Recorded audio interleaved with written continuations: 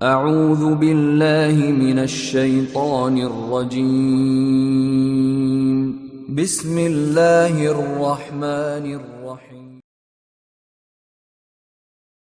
إن الحمد لله نحمده ونستعينه ونستغفره ونعوذ بالله من شرور أنفسنا وسيئات أعمالنا من يهده الله فلا مضل له ومن يضلل فلا هادي له وأشهد أن لا إله إلا الله وحده لا شريك له وأشهد أن محمدا عبده ورسوله يا أيها الناس اتقوا ربكم الذي خلقكم من نفس واحدة وخلق منها زوجها وبث منهما رجالا كثيرا ونساء واتقوا الله الذي تساءلون به والأرحام إن الله كان عليكم رقيبا يا أيها الذين آمنوا اتقوا الله حق تقاته ولا تموتن إلا وأنتم مسلمون أما بعد فإن أصدق الحديث كتاب الله وخير الهدي هدي محمد عليه الصلاة والسلام وشر الأمور محدثاتها وكل محدثة بدعة وكل بدعة ضلالة وكل ضلالة في النار. எல்லாம் அல்ல ஏகரைவன் அல்லாஹ் ரப்புல் இஸ்ஸத் அவனுக்கே புகழனைத்தும் அல்ஹம்துலில்லாஹ். இறுதி தூதர் நமது உயிரிலும் மேலான முஹம்மது முஸ்தபா ஸல்லல்லாஹு அலைஹி வஸல்லம் அன்னவர்கள் மீது அல்லாஹ்வுடைய சாந்தியும் அவனுடைய சமாதானமும் என்றென்றும் நிலவட்டுமாக என்ற பிரார்த்தனையோடு, அன்புள்ள சகோதரர்களே, பெரியோர்களே, வாலிபர்களே, இன்றைய இந்த ஹுத்துபாவுடைய உரையில் கேள்விக்குறியாகி உள்ள வெட்கம் என்ற ஒரு தலைப்பு தேர்வு செய்யப்பட்டிருக்கிறது. அப்படி என்றால் இந்த வெட்கம் என்பது இன்றைக்கு ஒரு கொஸ்டின் மார்க்காக இஸ்லாமிய உம்மத்தில் பார்க்கப்படுகின்ற அளவுக்கு நம்முடைய செயல்பாடுகள், நம்முடைய அன்றாட அந்த நடவடிக்கைகள் இந்த வெட்கத்துக்கும் நமக்கும் எந்த அளவுக்கு ஒரு பெரிய ஒரு கெப் இருக்கிறது, இடைவெளி இருக்கிறது என்பதை பறைசாற்றுகின்ற நிகழ்வுகள் இன்று சமகாலத்திலே நாம் கண்டு கொண்டிருக்கிறோம். அதனால் இந்த தலைப்பு தேர்வு செய்யப்பட்டிருக்கிறது. வெட்கம் என்ன? நீங்கள் அரபு டிக்ஷனரிகளை பற்றி பார்த்தீங்கன்னா லிசானுல் அரப், அதே போன்று முஜித் போன்ற அரபி டிக்ஷனரியில் இருக்கிறது. அதிலே அல் ஹயா என்பது ஒரு மனிதன் ஒரு செயலை செய்வதற்கு அவன் கூச்சப்படுவான். ஒரு விஷயத்தை செய்யறதுக்கு முன் வருவது என்பது அவனுக்கு ஒரு கூச்சமான ஒன்றாக இருக்கும். அல்லது ஒரு விஷயத்தை அவனால் செய்ய முடியாமல் போகும். காரணம் என்னென்றால், இந்த செயலை நாம் செய்தால் நமக்கு இழி சொல் அல்லது பழி சொல் வருமோ, மக்கள் நம்மளை கேவலப்படுத்தி விடுவார்களோ என்ற ஒரு பயம் இருக்கும். இதுவும் ஹயாதான். அப்ப இந்த டிஃபினிஷன் அல் ஹயாவுக்கு கொடுக்கப்படுகிறது. இன்னும் ஒரு அர்த்தத்தில் சொல்வதாக இருந்தால், ஹயா என்பது வாழ்வழித்தல், உயிரோடு வாழ்தல் என்ற கருத்தும் இருக்கிறது. அப்போ ஒரு மனிதன் வெட்கம் இல்லாமல், வெட்கத்தை இழந்து வாழ முடியுமான்னு கேட்பார்கள் தமிழ்ல.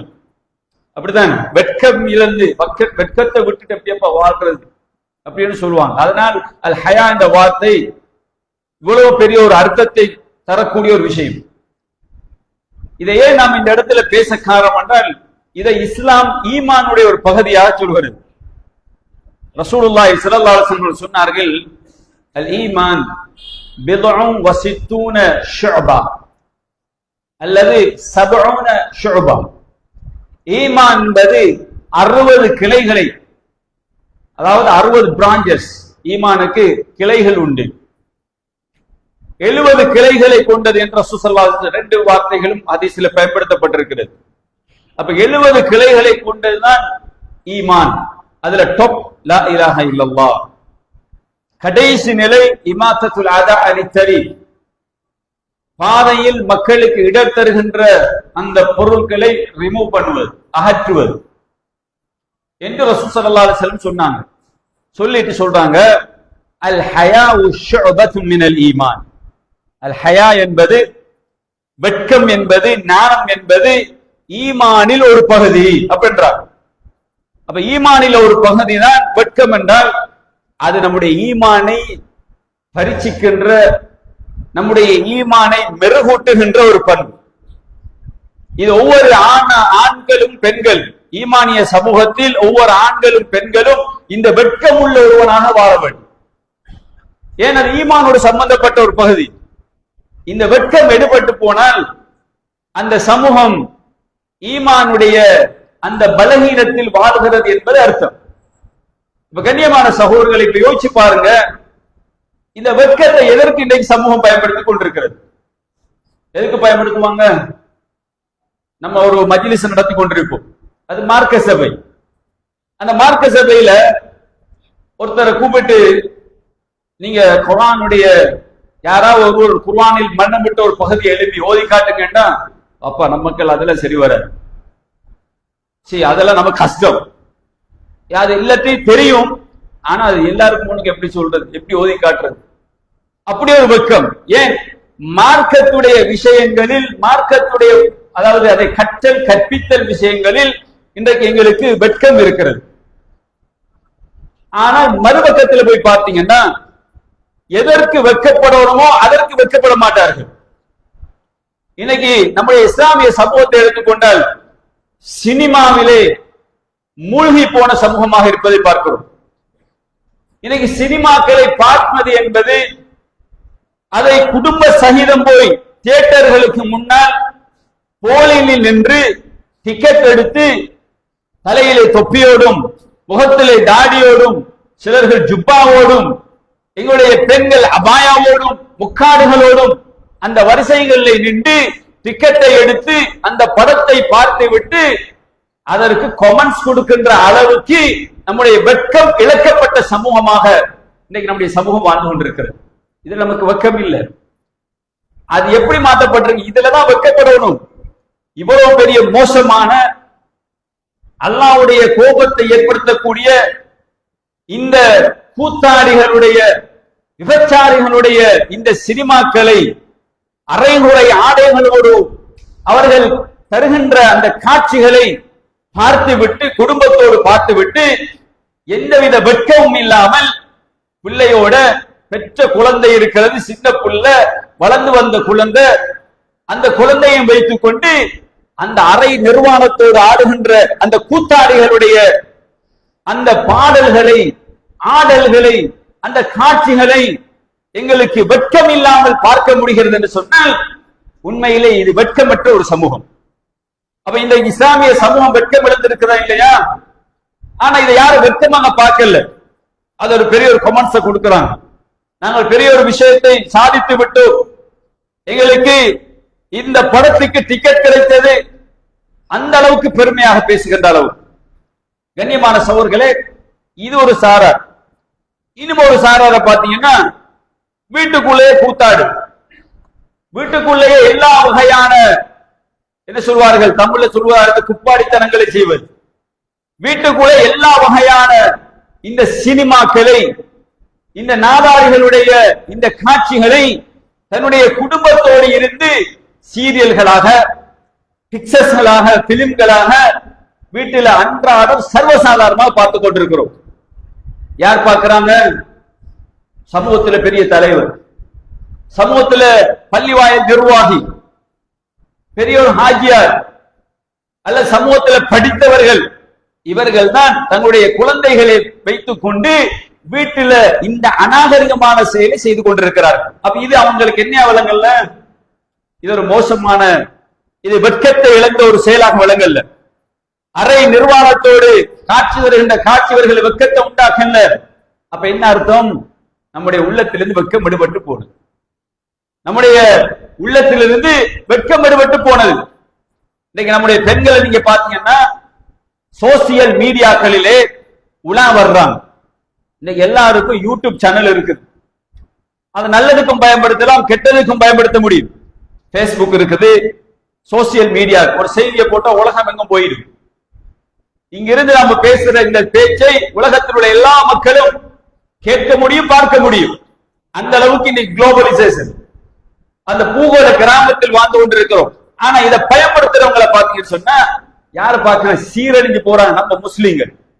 இன்னைக்கு எல்லா மீடியாக்கள் வார செய்தியை பாருங்க.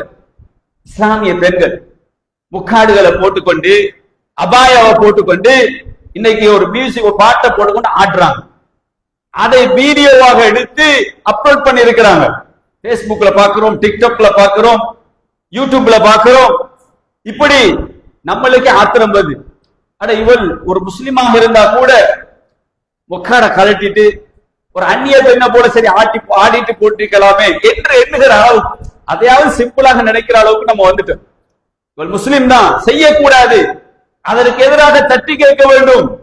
நம்ம எப்படி மாறிட்டோம்னா, சரி இப்படி பாட்டு போடுறாளே, நீ முக்காடு இல்லாம சரி போடு அப்படி என்று சொல்ற அளவுக்கு இன்னைக்கு வந்துட்டோம். ஒரு காலத்தில் பெண்கள் தன்னுடைய தலையை மறைத்து கொண்டு, முகத்தை மறைத்து கொண்டு பேசுகின்ற ஒரு காலம் இருந்தது. பெண்கள் ரோட்டிலே நடமாடுவது வெட்கமாக பார்க்கப்பட்ட ஒரு காலம் இருந்தது. இன்னைக்கு நீங்க பாத்தீங்கன்னா அப்படி காண முடியாது. இன்னைக்கு சர்வசாதாரணம். சொசல் என்ற பெயரால், ஃப்ரீடம் என்ற பெயரால், ஃபெமினிசம் என்ற பெயரால் இன்னைக்கு சர்வசாதாரணமாக பெண்கள் நடமாடுகிறார்கள், பேசுகிறார்கள். ரோட்ல பாத்தீங்கன்னா இப்ப பயான் நிகழ்ச்சிக்கு வருவாங்க, மாஷா அல்லாஹ் ஒழுக்கத்தோட வருவாங்க. மௌலவியை கண்டா அப்படி தலையை குனிஞ்சு அழகான முறையில போறாங்க. இப்படி இருக்க வேண்டிய பெண்கள் எப்ப எப்படித்தான் இருக்கணும். ஆனா வீதியில் இறக்குற போல எப்படி இருப்பாங்க? ஒரு வியாபாரி வருவான், மீன் வியாபாரி வருவான், ஒரு இளவல் வியாபாரி வருவான், அல்ல யாரோ ஒருத்தர் வருவார், ஒன்றுமே இருக்காது. தலையில முக்காடும் இல்ல, தன்னுடைய அந்த நெஞ்சு பகுதியை கூட மறைக்கிறது கிடையாது. அந்த ஓப்பனாக அரைகுறை ஆடையோடு வீட்டுக்குள்ள எப்படி இருப்பாங்களோ அப்படியே வெளியே வந்து நானா தம்பி போன்று அவனோட பேசிக் கொண்டிருக்கிறது, அவனோட சேர்ந்து தராசுக்குள்ள கையை போடுறது, அதுக்குள்ள இருக்கிற சாமான் எடுத்து போடுறது. ஏன் இவ்வளவு தெளிவா சொல்றேன்னா, நம்முடைய சமூகம் இதையெல்லாம் இன்றைக்கு ஒரு அனுமதிக்கப்பட்ட ஒன்றாக செய்து கொண்டிருக்கிறான். இது ஒரு பாவமாக விளங்கல்ல, இது ஒரு ஹராமாக, இது மார்க்கத்திலே ஒரு பிழையான ஒரு விஷயமாக விளங்கல்ல. தனித்து நின்று ஒரு ஆணோடு இப்படி பேசுவதை இஸ்லாம் தடுத்திருக்கிறது என்ற அந்த சட்டதிட்டங்கள் தெரியாத நிலையில், அல்லது தெரிந்தும் அதை நடைமுறைப்படுத்த முடியாத நிலையில் இருக்கிறாங்கன்னா இன்னைக்கு உள்ளத்துல வெக்கம் விடுபட்டாச்சு. முந்தி ஆம்பளைன்னா ஓடுவான், இன்னைக்கு யாரை கண்டு ஓடுறது? மார்க்கத்துல யாரை கண்டு ஓடுறோமோ அவரை கண்டு ஓடுறது கிடையாது, மருமனை கண்டு ஓடுறது. மருமகன் யாரு? மகனை போன்றவர். நம்முடைய மகனை முடிச்சு கொடுத்தா அந்த பெண்ணுக்கு வந்து அந்த அந்த மாப்பிள்ள வந்து அந்த தாய்க்கு, அந்த பெண்ணுடைய தாய்க்கு மருமகன் சொல்லுவோம். ஆனா மகனை போன்றவர், அவரை பார்க்கலாம், பேசலாம். ஆனா யாரை கண்டு ஓடுறது? இவரை கண்டு தான் ஓடுறது. மருமம் வாரான்னு ஓடுறது. ஆனா அதே நேரத்துல மாப்பிள்ளோட ஃப்ரெண்ட் வருவார், மாப்பிள்ளோட கூட்டாளி வருவார். மாப்பிள்ளை இல்லாவிட்டாலும் வாங்க உள்ளுக்கன்னு சொல்லி கூப்பிட்டு வச்சு அவர் நல்ல முறையில கவனிச்சு சாப்பாடு கொடுத்து அவருக்கு டீ பாத்தி எல்லாம் கொடுத்து இப்படி அனுப்புறாங்க. அப்ப உண்மையில இன்றைக்கு வெட்கம், ஞானம் என்பது எந்த அளவுக்கு போயிருக்கிறது? இதான் கேள்விக்குறியான வெட்கம் சொல்றோம். ஈமானில் ஒரு பகுதி இழக்கப்பட்டிருக்கிறது. ரசூல் ஸல்லல்லாஹு அலைஹி வஸல்லம் சொன்னார், ஒரு அந்நிய ஆணை பார்த்து பேசுற நேரத்துல வளைந்து குலைந்து பேசாது, ஏன் அவன் வந்து மயங்கிடுவான். இன்னைக்கு காண முடியுதா? இன்னைக்கு எப்படி பேசுறாங்க? கொஞ்சம் கொஞ்சம் பேசுறாங்க. அப்ப உண்மையிலே வெட்கம் என்ற ஒரு பகுதி இன்னைக்கு சமூகத்தில் எடுக்கப்பட்டிருக்கா இல்லையா? இப்படி ஒவ்வொரு பகுதியில் எடுத்து பாருங்க. ஹராமான விஷயங்களை செய்வது என்பது இன்னைக்கு வெட்கம் கிடையாது. இன்னைக்கு வட்டி வங்கியில போயிட்டு இன்னைக்கு லோன் எடுக்கிறாங்க யாருன்னு பாருங்க. நம்ம நிர்பந்தத்துல அக்கௌண்ட் வச்சிருக்கிறோம், நம்முடைய பணத்தை பாதுகாக்கிறது போட்டிருக்கிறோம். இது நிர்பந்தமே தவிர இது நமக்கு அனுமதி கிடையாது, பெர்மிஷன் கிடையாது. அப்ப இந்த கட்டத்துல நம்ம இன்றைக்கு சமூகம் எப்படி இன்னைக்கு பேங்கோட இருக்காங்க? எந்த வெட்கமா இருக்குதா? இன்னைக்கு சர்வசாதாரணம் கடன் எடுக்கிறது, சர்வசாதாரண வெட்கம் கிடையாது. முந்தி ஒரு காலம் ஒளிச்சு ஒளிச்சு போய் தான் கடன் எடுப்பாங்க, செய்யறது பாவம்னு தெரியும். ஆனால் இது இன்றைக்கு அந்த ஒளிவு மறைவு இல்லாமல் பப்ளிக்காக இன்னைக்கு வியாபாரங்கள்லயே இன்னைக்கு ஓப்பனாக நினைச்சாங்க கடன் எடுக்கிறாங்க. இன்னைக்கு அக்கௌண்ட்ல சல்லியில சும்மா செக் கொடுக்கிறது, செக் பம்பா. சில அக்கௌண்ட்ல நினைச்சுவான் பாஸ் ஆகி விட்டுருவான், பாஸ் ஆகி விட்டா அதுல வட்டி சேர்த்து கட்ட வேண்டி வரும். அதை இவரே அதை விரும்பி அதை கட்டுறாரு. இன்னைக்கு எத்தனை பேர் வாகனங்கள் இன்னைக்கு லோனில் இருக்கிறது, லீசிங்ல இருக்கிறது, தன்னுடைய நகைகளை கொண்டு போய் அந்த அடமானம் வச்சிருக்கிறாங்க. அப்படி அடமானம் வைத்து பணத்தை எடுத்து வியாபாரம் செய்கிறார்கள், தன்னுடைய தேவைகளை முடித்துக் கொள்கிறார்கள், திருமண காட்சிகளை செய்து கொள்கிறார்கள். எல்லாம் இன்னைக்கு வட்டியோட போகுதா இல்லையா? அப்ப வெக்கம் இல்லை. இன்னைக்கு வெக்கம் எதில வெக்கப்படணுமோ? இவ்வளவு பெரிய ஒரு பாவத்தை செய்யறோமே, அல்லாஹ் தடுத்த ஒரு காரியத்தை, அல்லாஹ்வுடைய கோபத்துக்குள்ளான விஷயத்தை செய்கிறோமே, அல்லாஹ்வோட யுத்தத்துக்கு தயாராக ஒரு விஷயத்தை செய்து கொண்டிருக்கிறோம். அப்ப நமக்கு அதை பத்தி ஒரு வெக்கம் வரல, பயம் வரல, அச்சம் வரல. அப்ப உண்மையில எங்களுடைய உள்ளத்துல கேள்விக்குறியாகி போயிருக்கிற ஒரு விஷயம் தான் ஈமானுடைய பலவீனம். நாங்க இதுக்கெல்லாம் வெக்கப்படல, ஆனா ஏதோ வேற வேற விஷயங்களுக்கு வெக்கப்பட்டு இருக்கிறோம். இன்னைக்கு வெக்கம் விடுபட்ட ஒரு சமூகமாக தன்னுடைய உயிரை மாய்த்துக் கொள்வது என்பது சர்வசாதாரணமாக மாறியிருக்கிறது. இன்னைக்கு தற்கொலை, சூசைட் என்ற ஒரு விஷயம் ஒரு காலத்தில் நம்ம கேள்விப்பட்டிருக்க மாட்டோம். இன்னைக்கு இஸ்லாமிய சமூகத்துக்குள்ளே சூசைட் என்பது சர்வசாதாரணம். கேள்விப்படுறோமா இல்லையா? அந்த தலையை கொண்டு வச்சாலாம் ரயில் கேட்ல, தலை வேறு உடம்பு வேறையாக இருக்குதான் செய்தி வருது. அல்லது மேலது குதிச்சுட்டானா, பாஞ்சிட்டானா, அல்லது வாகனத்துக்கு முன்னால் போய் நின்று ஆக்சிடென்ட், இப்படி தன்னுடைய உயிரை மாய்த்து கொண்டார்கள் செய்தி வருது. அப்போ தன்னுடைய உயிரை இறைவன் தந்த இந்த மிகப்பெரிய ஒரு ஆன்மாவை இதை எதற்காக அல்லாஹ் நமக்கு தந்தானோ அந்த நோக்கத்தை விட்டுட்டு மனுஷன் இன்னைக்கு வேறொன்றுக்கு அதை பயன்படுத்திக் கொண்டிருக்கிறான்னா இன்றைக்கு அவன் உண்மையிலே இதற்கு வெக்கப்பட வேண்டும். குறிப்பாக இஸ்லாமிய சமூகம் நம்முடைய இந்த சமூகத்துடைய இந்த இழிந்த செயல்பாடுகளை நினைத்து நாங்கள் அதிகமாக வெக்கப்பட வேண்டியிருக்கிறது. ஒவ்வொருவரும் பொறுப்புதாரிகள், பொறுப்பு சொல்ல வேண்டிய கடமை இருக்கிற சகோதரர்களே. இன்னைக்கு இதெல்லாம் அந்நிய மக்கள்கிட்ட ஒரு காலத்தில் கேள்விப்பட்டோம். அந்நிய மக்கள் செய்கிற பொழுது இதை நாங்கள் வெட்கப்பட்டோம். ஆனா இன்றைக்கு நம்முடைய சமூகம் தூக்கு போட்டுக் கொள்வதையும் சூசைட் பண்ணி கொள்ளும் நிகழ்வு பார்த்தா இன்னைக்கு இதுவே ஒரு சர்வசாதாரணமாக மாறி போன நிகழ்வு பார்க்கிறோம். அப்ப நம்ம அதை பத்தி ஒரு வெக்கம் வரும். பாவத்தின் பக்கம் போறோமே, இந்த பாவத்தை செய்வது என்பது ஒரு வெக்கத்துக்குரிய ஒரு விஷயமாக இன்றைக்கு நடைமுறைப்படுத்துகின்ற அளவுக்கு இல்லை. இன்னைக்கு நிறைய ஆண்கள், பெண்கள் தேவையில்லாத அநியாயமான முறையில தொடர்புகளை வச்சு கொண்டிருக்கிறாங்க. ஒரு பெண் டியூஷன் கிளாஸ் தனியா போறார், இன்னும் ஒரு பையனோட சேர்ந்து தனிய அவள் கூத்தாடுகிறார். இந்த ஓரங்களில் கோஸ்டல் ஏரியா நீங்க பாத்தீங்கன்னு சொன்னா, நீங்கள் கொழும்புல இருந்து வர்ற நேரத்துல உங்களுக்கு விளங்கும் பஸ்ல போற நேரங்கள், ட்ரெயின்ல போற நேரங்கள்ல குடைகளை பிடித்துக் கொண்டு கடலோரங்களில் உட்கார்ந்து கொண்டிருக்கிற ஜோடிகளில் நம்ம நினைச்ச ஒரு காலத்தை அந்நியவங்க உண்டு.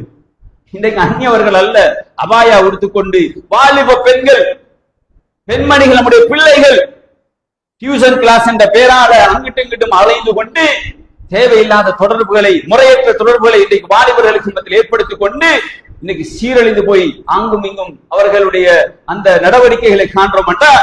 இன்னைக்கு நமக்கு வெட்கம் எடுபட்டிருக்கா இல்லையா? கண்ணியமான சகோதரர்களே, ஒரு காலத்துல நம்முடைய சமூகத்துல இந்த கஞ்சா பாவிக்கிறால், தூள் பாவிக்கிறா நம்ம ஊர்ல இருந்து ஒதுக்கிடுவாங்க சில ஏரியாக்கள். முந்தி அப்படி இருந்துச்சு ஒரு காலத்துல. பள்ளி வாயல்கள் அதை சட்டமாக கொண்டு வந்தது. இந்த மாதிரி பாவனை ஒருவரோடு நாங்க தொடர்பு வைக்க மாட்டோம், அவரோட எந்த தொடர்பு இருக்காது, அப்படியெல்லாம் ஒரு காலத்துல சட்டம் போட்டாங்க. இன்றைக்கு நீ என்ன சட்டம் போடுறது? நாங்க எங்கட ஃப்ரீடத்தில் உங்களுக்கு எப்படி கை வைக்க முடியும்? இன்னைக்கு நிறைய வாலிபர்கள் இன்னைக்கு போதைக்கு அடிமைட்டாங்க. இப்ப இதுவே கடந்த காலங்களில் இருந்து நம்ம தலைப்பாக எடுத்துக்கொண்டு வர்ற நிலைமை மாறிவிட்டது. ஒவ்வொரு பள்ளி வாயிலும் போதை ஒழிப்புக்கான நடவடிக்கைகள் இன்னைக்கு போலீசாரை கொண்டு வந்து போலீசார்களை வைத்து இந்த சமூகத்துக்கு அந்த எச்சரிக்கைகளை கொடுக்கின்ற அளவுக்கு இன்றைக்கு மோசமான ஒரு நிலையை நாம் அடைந்திருக்கிறோம் என்றால், கண்ணியமான சகோதரர்கள், எந்த அளவுக்கு வெட்கத்தினுடைய அந்த உண்மை நிலை ஈடுபட்டிருக்கிறது. நாங்கள் வெட்கப்படணும். எங்களுடைய சமூகத்துடைய நிலைமை பார்த்து வெட்கப்படணும். இன்னைக்கு மீடியால பார்க்கிறோம், குடு வியாபாரம், கஞ்சா வியாபாரம், ஐஸ் வியாபாரம், ஹெரோயின் பிசினஸ் பண்றார்கள். யாரு? நம்முடைய இஸ்லாமிய பெண்கள். நம்முடைய பெண்கள் வியாபாரம் செய்யறாங்க வீட்டில் இருந்து கொண்டு. நம்முடைய வாலிப அதாவது பையன்மார், வாலிப பெண்கள் இன்னைக்கு இதுக்கு எடிக்டடாக மாறி இருக்கிறாங்க. இன்னைக்கு வியாபாரத்தை மேலிடத்திலிருந்து செய்யக்கூடிய நிறைய பெரிய ஹாஜியார் என்று தன்னை அடையாளப்படுத்தக்கூடியவர்கள் இதை பின்னிக்கிருந்து ரன் பண்ணுகிறார்கள். அந்த அளவுக்கு மோசமான ஒரு நிலைமை இன்றைக்கு வியாபித்திருக்கிறது. இதனால் சமூகத்தில் ஏற்பட்ட விளைவு பாருங்க. கண்ணியமான சகோதரர்களே, இன்னைக்கு தன்னுடைய தாய் என்று அவனுக்கு விளங்குதில்லை, அவன் பாவிக்கிற அந்த ஐஸின் காரணமாக அதை பாவிச்சுட்டான்னா அவன் மூளை அப்படியே ஆஃப் ஆகுது. அவனுக்கு ஆரம்பத்தில் ஒரு இன்பம் கிடைக்குது. அவன் நினைக்கிறான் இந்த இன்பம் நமக்கு தொடரும் நினைக்கிறான். இதை பாவிச்சுட்டு போற கட்டத்தில் அவனுக்கு அந்த இன்பத்தை அடைந்து கொள்வதற்கு எதுவெல்லாம் தேவையோ அதுவெல்லாம் அவன் செய்வதற்கு சர்வசாதாரணமாக அவன் மாறிவிடுகிறான். பணம் மிக முக்கியமான தேவை. அந்த ஐஸை வாங்குவதற்கு பணம் தேவை. பணம் இல்ல, இவன் தொழில் செய்வது கிடையாது, இவனால் தொழில் செய்யவும் முடியாது. இதனால் ஒன்றில் தன்னுடைய வீட்டில் உள்ள பொருட்களை களவாடுவான். இன்னைக்கு நிறைய ஐஸிலே தொடர்பான தகவலை பார்க்கிறோம். வீட்டில் உள்ள பொருட்கள் காணாமல் போகிறது. அல்லது தன்னுடைய ரிலேஷன்ஷிப்புக்குள்ள உள்ளவர்களுடைய வீடுகளில் பொருட்கள் காணாமல் போகிறது. தங்கம் இல்ல, பணம் இல்ல, யார் களவான்றன்னு பார்த்தா ஸ்மார்ட் கல்லர்னு சொல்லுவாங்க இல்லையா, அந்த மாதிரி ஆட்கள். இவங்க நல்லா தான் இருப்பாங்க, நல்லா உடுத்திருப்பாங்க. இவங்களோட அந்த சிந்தனை, இவங்க அதுக்கு எடிக்ட் ஆனதுக்கு பிறகு எதையும் செய்ய துடியறாங்க. அதனால களவாண்டு சரி இதை குடிக்க பாக்குறாங்க. அது இல்லாத பொழுது மாற்றீடு செய்யறாங்க, இன்னும் ஒரு இடத்துல களவாண்டுறாங்க.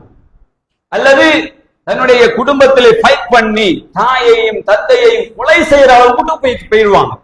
நிறைய சம்பவங்கள் நாங்கள் அறிந்து கொண்டு வருகிறோம். பத்திரிகையில் நிறைய தகவல் வருகிறது. இதெல்லாம் யாரு செய்யறாங்க? அந்நியவர்கள்ட்ட நம்ம கேள்விப்பட்டோம். ஆனா இன்னைக்கு முஸ்லீம்கள்ட்ட நடக்குது.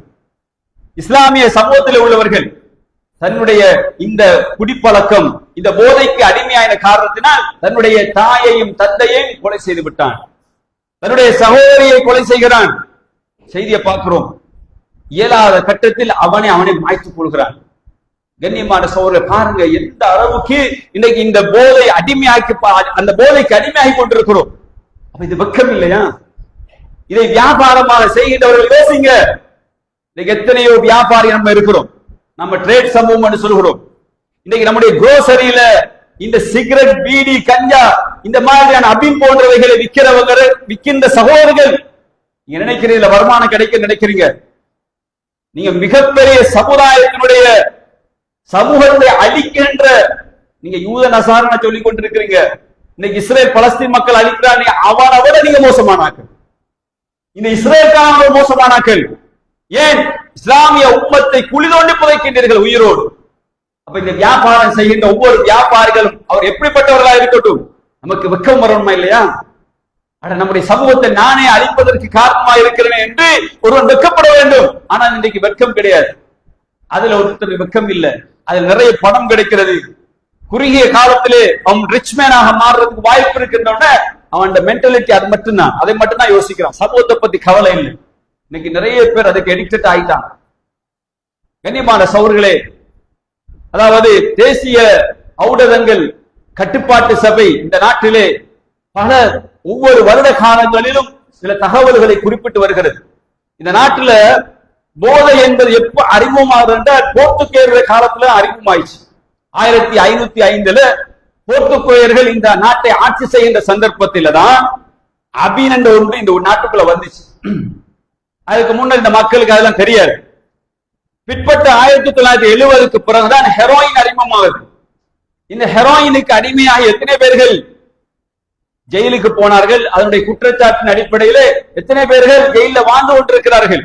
அந்த அறிக்கை சொல்கிறது, அந்த காலத்திலேயே 95,000 பேருக்கு மேற்பட்டவர்கள் இந்த ஹெரோயின் பாவனையின் அடிப்படையில் குற்றச்சாட்டின் பேர் கைது செய்யப்பட்டார்கள்.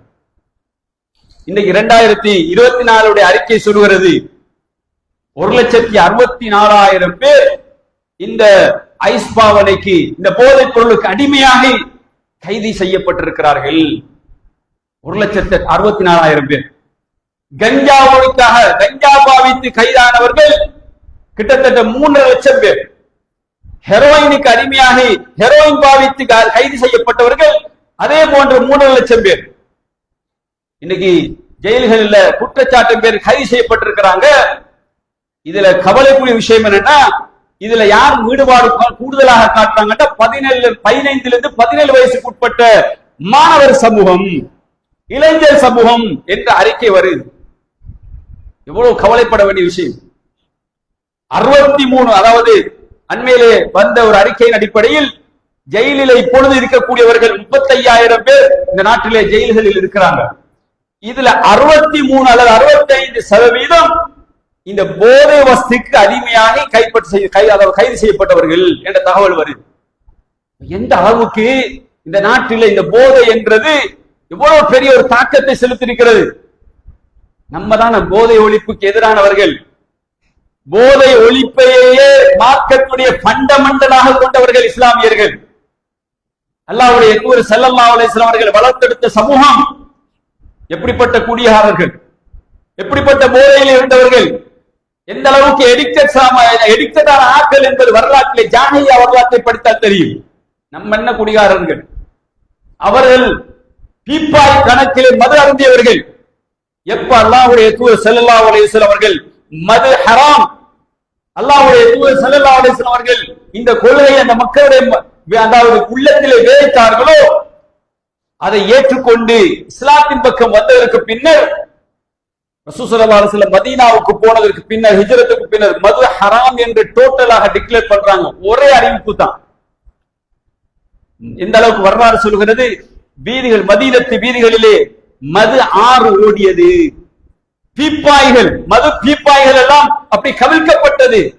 இதை குடித்துக் கொண்டிருந்த சஹாபாக்கள், ரசூலுல்லாஹி ஸல்லல்லாஹு அலைஹி வஸல்லம் ஹராம், இது கூட மக்களை குடிக்காதீங்க அப்படி என்ற உடனே அல்லாஹ்வுடைய வசனத்தை ஓதி காட்டியதுடன், இன்னமல் ஹம்ரு வல் மைஸ்ரு வல் அன்சாபு ரிஜ்சும் மின் அமலி ஷைத்தான், இது ஷைத்தான்ட வேலை என்ற உடனே அவங்க ஏதாவது காரணம் காட்டணுங்களா?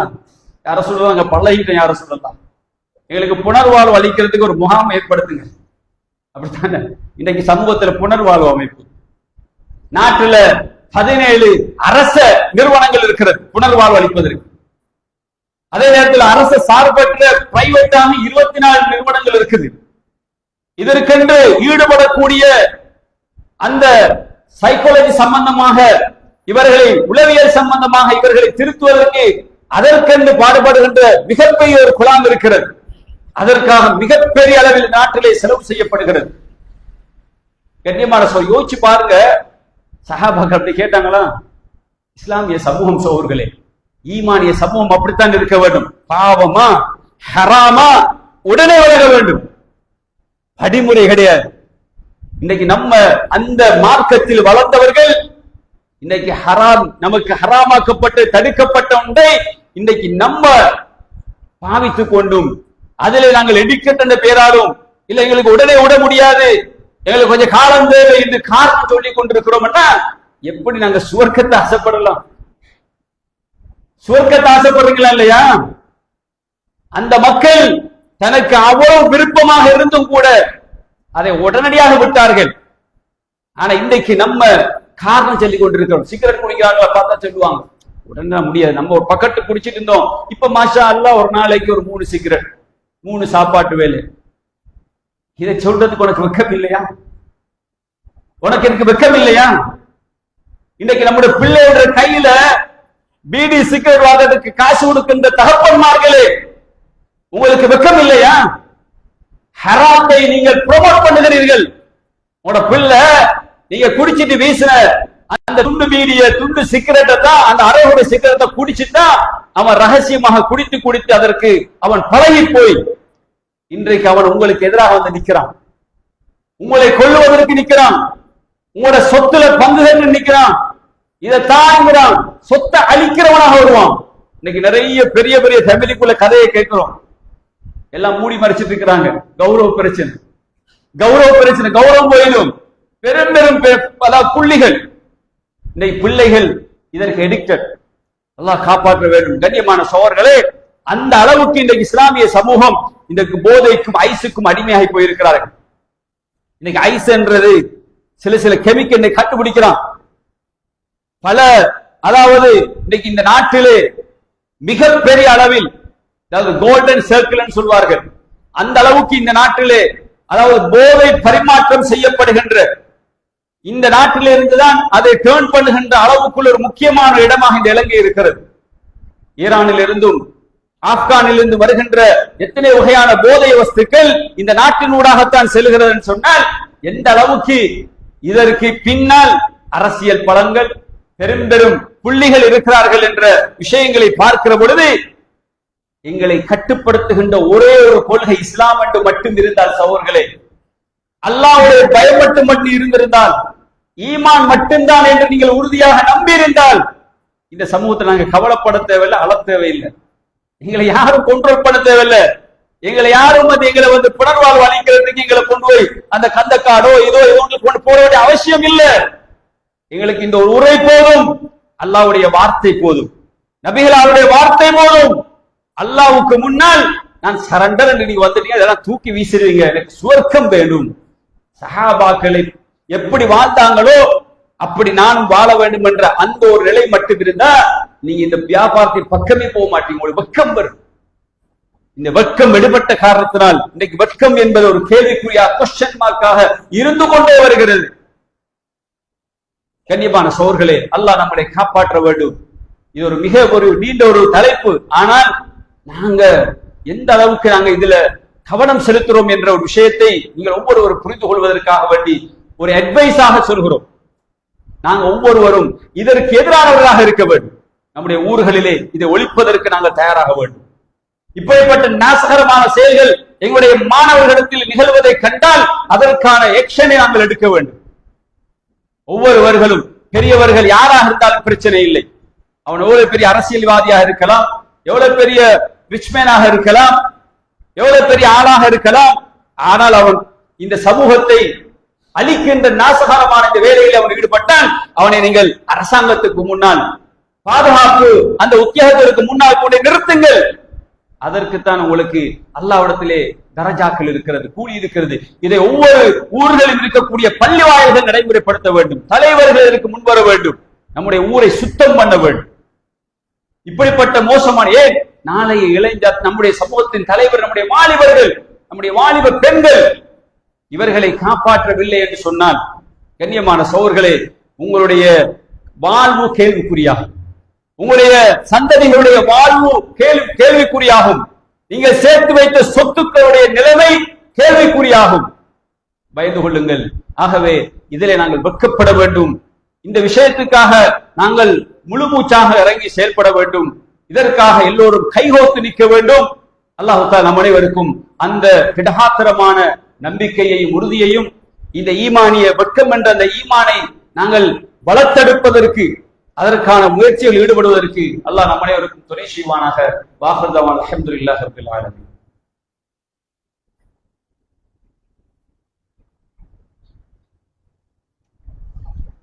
அல்ஹம்துலில்லாஹி ரப்பில் ஆலமீன். وصلى الله وسلم وبارك على نبينا محمد وعلى آله وصحبه أجمعين. أما بعد. கண்ணியத்துக்குரிய இஸ்லாமிய சகோதரர்களே, அல்லாஹ் ரப்புல் இஸ்ஸத் ஒரு சத்தியத்தை, ஒரு உண்மையை சொல்வதற்கு அவன் வெட்கப்படுவது கிடையாது. அல்லாஹ் குர்ஆன்ல சொல்கிறான், இன்னல்லாஹ லா யஸ்தஹி அன் யضرب مثلا ما بعوضة فما فوقها. நிச்சயமாக அல்லாஹ் ரப்புல் இஸ்ஸத் உதாரணத்துக்கு ஒரு கொசுவை காட்டணும். கொசு ஒரு அற்பமான ஒன்றுதான். அதை அல்லாஹ் உதாரணத்துக்கு காட்டுவதாக இருந்தாலும் அதை காட்டுவதில் அல்லாஹ்வுக்கு வெட்கம் கிடையாது. சத்தியமா அது தெளிவா அல்லாஹ் சொல்லுவான். அப்ப இந்த சமூகத்தை சத்தியத்தின் பக்கம் நாங்கள் கொண்டு செல்வதற்காக எந்த இடத்திலும் வெட்கப்படக்கூடாது. சமூகத்திலே காணப்படுகின்ற சமூக சீரழிவுகளுக்கு எதிராக நாங்கள் போராட வேண்டும். அதிலே வெட்கம் வரக்கூடாது. சமூகம் என்ன சொல்லுமோ, குடும்பம் என்ன சொல்லுமோ, நமக்கு அரசியல்வாதி என்ன சொல்வாரோ, அவனை பொஸ் என்ன சொல்வாரோ, இன்னைக்கு அப்படித்தான் இருக்கிறாங்க. இன்னைக்கு மார்க்கத்தை எப்படி எடுத்திருக்கிறான்னா, அவன் அவன் தொழிலோட, அவன் நட்போட, அவன் குடும்பத்தோட தான் மார்க்கத்தை பார்க்கிறது. மார்க்கம் எப்படி? குடும்பம் டேமேஜ் ஆகக்கூடாது. மார்க்கத்தை பின்பற்றணும் என்ற பொஸ்டன் எதிர்க்க கூடாது. மார்க்கத்தை பின்பற்றணும், சமூகத்தில் என்னுடைய பொறுப்பு, எனக்கு இருக்கக்கூடிய கண்ணியம் இல்லாமல் போய்விடக் கூடாது. அப்படி இருந்தால் போராட்டம் இல்லை. இதையெல்லாம் இழக்க வேண்டி வரும். சத்தியத்தை சொல்லுகிற நேரத்தில் பிரச்சனை வரும். நீங்கள் அதற்கு எதிராக தன்னந்தனியாக நிற்க வேண்டி வந்தாலும் அல்லாஹ்வுடைய துணையோடு நிற்க வேண்டும். அல்லாஹ் நிற்பான். அல்லாஹ் உங்களுக்கு தருவான். உங்களுடைய பாதுகாப்பை அல்லாஹ் தருவான். உள்ளத்தில் திடமான நம்பிக்கை வேண்டும். கண்ணியமான சகோதரர்களே, ரசூலுல்லாஹி ஸல்லல்லாஹு அலைஹி வஸல்லம் அந்த சமூகத்தை தான் உருவாக்கினாங்க. மக்காவுல ரசூலுல்லாஹ் போதிச்சது எதை ரசூலுல்லாஹ் விதைச்சாங்க? அங்க ரசூலுல்லாஹ் தொழுகை பத்தி சொன்னாங்களா, ஜகாத்தை பத்தி சொன்னாங்களா, ஹஜ்ஜ பத்தி சொன்னாங்களா? எந்த இபாதத்தும் கிடையாது. எதை விதைச்சாங்க? அந்த விதைப்பு தான் அவர்களை மதீனத்திலே கொண்டு வருகிற பொழுது எதற்கும் தயார். எதை சொன்னாலும் மறுகேள்வியெல்லாம் விட்டாங்க. எந்த சிந்தனையும் இல்ல. ரசூலுல்லாஹ் சொன்னாங்களா சரண்டர்? ஏன் ரசூலுல்லாஹ் அங்க 13 வருஷம் விதைச்ச விதை அது. அந்த விதையுடைய கனி அங்கதான் ரசூலுல்லாஹ் அனுபவிக்கிறாங்க. சஹாபாக்கு அப்படியே வந்தாங்க, புடம் போட்டவங்களா. எதை போட்டு விதைச்சாங்க சோழர்களே? முதலாவது தௌஹீத். அந்த சமூகத்துல ஏகத்துவத்தை விதைச்சாங்க. அல்லாஹ் தான் நீ வணங்குவதற்கு தகுதியான அல்லாஹ் மட்டும்தான், இறைவனை விட்டு விட்டு வேற ஒன்றை வணங்கக்கூடாது என்ற அந்த ஆழமான நம்பிக்கை கொண்டு வந்த. யாருக்கு அவங்க பயப்பட்டது கிடையாது, அல்லாஹ்க்கு மட்டும் பயப்பட்டார். இரண்டாவது ரிசாலத், நபித்துவம். அல்லாஹ்வுடைய தூதர் எதை சொல்கிறாரோ அதை பின்பற்றுகின்ற அப்படிப்பட்ட ஒரு தொண்டர்களை ரசூலுல்லாஹ் உருவாக்கினார். உயிரை கொடுக்கவும் தயார்.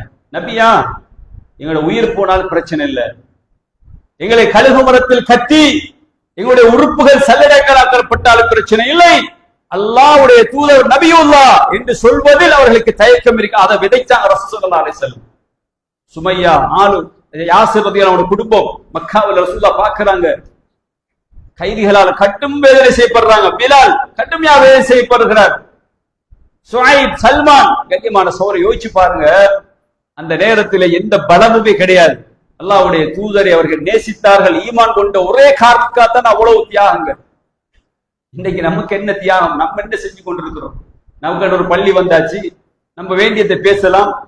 ஆனா இன்னைக்கு சமூகத்துல இந்த போராட்டம் என்பது இன்னைக்கு எங்கிடத்துல ஒரு காலத்துக்கு அப்படியே பூஸ்ட் ஆகும், அங்கிருந்து அப்படி இறங்கிடும். இதான் நம்மட நிலை. ஒரு காலத்துக்கு நம்ம கொஞ்சம் வேகமாக இருப்போம், அங்கிருந்து இறங்கிடும். ஈமானுடைய பலகீனம், அது ஈமானுடைய பலகீனம் இருக்கும். ஆனா ஈமானிய சமூகம் எப்பொழுதும் அதில் ஸ்ட்ராங்காக இருக்கும், தளர்வு அடையக்கூடாது. அப்ப நபியை நேசிக்கிற விஷயத்தில் ஸ்ட்ராங்காக இருந்தார்கள். இதை விதைத்தாங்க ரசூலுல்லாஹ். நபி ஒன்றை சொன்னால் அந்த சமூகம் சமஅனா வஅதானா. மூணாவது மஆத், மர்மை நம்பிக்கை ஊற்றாங்க. ஈமான்ல ரசூலுல்லாஹி ஸல்லல்லாஹு அலைஹி வஸல்லம் சொன்ன ஆகப்பெரிய நம்பிக்கை மர்மை நம்பிக்கை. இந்த உலகம் நிரந்தரம் இல்லப்பா, இந்த உலகம் நிரந்தரம் கிடையாது, இது அழிந்து போகிறது, இது ஒரு அற்பமானது, உங்களை ஏமாற்றக்கூடியது, ஒரு சொற்ப இன்பம். ஆனா நிரந்தரமான, உங்களை ஏமாற்றாத நிரந்தர இன்பத்தை தரக்கூடிய ஒரு வாழ்வு இருக்கிறது. அதுதான் ஆஹிரா, மஆத், மர்மை என்ற ஒரு விஷயத்தை ரசூலுல்லாஹ் அங்க விதைச்சாங்க. அந்த மக்களுக்கு அதை விட வேறொன்று இருக்கல். யுத்த காலத்தை நிப்பாங்க, ரசூலுல்லாஹ் சொல்லுவாங்க, மக்களே சொர்க்கத்தின் பக்கம் விரைந்து போங்கண்டா, சாப்பிட்டு இருக்கிற பேரிச்சம்பழத்தை தூக்கிட்டு வீசி போல். பசியோடு இருக்கிறவங்க ஒரு பேரிச்சம்பழம் தான் கிடைச்சு நம்மட திண்டு கொண்டே வைத்து யுத்தத்தில் கலந்து கொள்றோம். அது மார்க்கத்து தடையும் கிடையாது, அதை கூட வீசிட்டு போனாங்க. திண்டு கொண்டிருந்தா நம்மளுக்கு அங்க யுத்தத்தில் ஈடுபட முடியாது. எப்படிப்பட்ட தியாகம்! இலைகுலைகளை சாப்பிட முடிகிறது, எப்படிப்பட்ட தியாகம்! கண்ணியமான சகோதரர்களே, இந்த மர்மை என்ற ஒன்றுக்காக வேண்டித்தான். அங்க எங்களுக்கு விடிவு கிடைக்கும், அங்க நீதி கிடைக்கும், அங்க நிரந்தர வாழ்வு கிடைக்கும். இங்க எப்படி போகலாம்? இந்த மூணை விதைச்சதுனாலதான் இந்த மூணு விதையையும் சரியாக ரசூலுல்லாஹ் ஸ்டாம்ப் பண்ணினாங்க மக்காவுல. மதீனாவுக்கு வந்த உடனே எல்லாம் ஈஸியாச்சு. எல்லா கட்டளைகளையும் ரசூலுல்லாஹ் சொல்ல சொல்ல அந்த சமூகம் அப்படியே எடுத்துக்கொண்டு போனாங்க. எதற்கும் பயப்படல. கண்ணியமான சகோதரர்களே, அதனால் எங்களுடைய சமூகத்துக்கு இன்னைக்கு விதைக்க வேண்டிய விதைப்பு இதுதான். தௌஹீதை விதைங்க, நபியை பத்தி விதைங்க, மர்மை நம்பிக்கை ஊட்டுங்க. இப்படிப்பட்ட ஒரு வாலிப சமூகம் எந்த இடத்தில் உருவாக்கப்படுமோ அந்த சமூகம் நிச்சயமாக பாவம் செய்வதை வெட்கப்படும், சமூக சீரழிவின் பக்கம் போவதை வெட்கமாக கருதும். அப்படி இல்லை என்றால் நாங்கள் எவ்வளவுதான் அவர்களை நாங்கள் பேரளவில் அவர்களை நாங்கள் வளர்த்தெடுத்தாலும் இஸ்லாத்திலே ஆழமான நம்பிக்கை இல்லை என்கின்ற பொழுது, மர்மை பற்றி ஆழமான நம்பிக்கை என்கின்ற பொழுது, நபியை பற்றி ஆழமான மஹப்பத் இல்லை என்ற பொழுது, அல்லாஹ்வை பற்றிய ஆழமான அறிவில்லை என்கிற பொழுது நிச்சயமாக அவர்கள் பாவத்தின் பக்கம் போவார்கள். பாவம் ஈஸியாக மாறும். தன்னுடைய உயிரை மாய்ப்பது, அநியாயமாக மாய்ப்பது அவர்களுக்கு ஈஸியாக தெரியும். மார்க்கத்துடைய கடமைகளை உதாசீனம் செய்வது ஈஸியாக தெரியும். மார்க்கத்துடைய எதையெல்லாம் இஸ்லாம் ஹராமாக்கி இருக்கிறதோ அதை செய்வது என்பது அவனுக்கு இலகுவானதாக மாறிவிடும். அல்லாஹ் நம்மளை காப்பாற்ற வேண்டும். கண்ணியமான சகோதரர்களே, ஆகவே அல் ஹயாஉ மினல் ஈமான், அல் ஹயாஉ ஷுஅபத்துன் மினல் ஈமான். வெட்கம் என்பது ஈமானில் ஒரு கிளை என்றால் அது ஈமானிலே மிக முக்கியமான பகுதி. ஆகவே இந்த வெட்கத்தோடு வாழ்கிற ஒரு மனிதனாக, பாவத்தை காண்கிற பொழுது வெட்கத்தை, மோசமான சீரழிந்த கலாச்சாரங்களை காண்கிற பொழுது வெட்கம் உருவாகின்ற மனிதர்களாக எங்களை மாற்றிக் கொள்வதற்கு எங்களை நாங்கள் தயார்படுத்திக் கொள்ள வேண்டும். கண்ணியமான சகோதரர்களே, எங்களுடைய பிள்ளைகளுக்கு அந்த வெட்க ஞானத்தை நாங்கள் ஊட்டி வளர்க்க வேண்டும். அல்லாஹ் நம் அனைவருக்கும் தௌஃபீக் செய்வானாக. அகூலு கௌலி ஹாதா அஸ்தக்ஃபிருல்லாஹ லி வ லக்கும் வ லிசாயிரில் முஸ்லிமீன மின் குல்லி தம்பின் ஃபஸ்தக்ஃபிரூ இன்னஹு ஹுவல் கஃபூர் ரஹீம்.